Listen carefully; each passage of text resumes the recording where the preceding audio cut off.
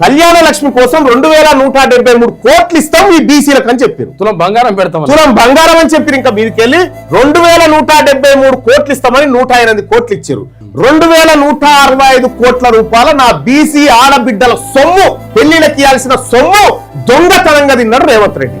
దొంగతనంగా తిన్నాడు. వెనుకబడిన తరగతుల కోసం కమిషన్ మరియు ప్రత్యేక కమిషన్, డెడికేట్ కమిషన్ వేస్తున్నాం, కులగణన చేస్తున్నామని 150 కోట్లు పెడుతున్నామని జీవో రిలీజ్ చేసిరుగా. 150 లేదు, లొట పీస్ లేదు, అది 21 కోట్లట.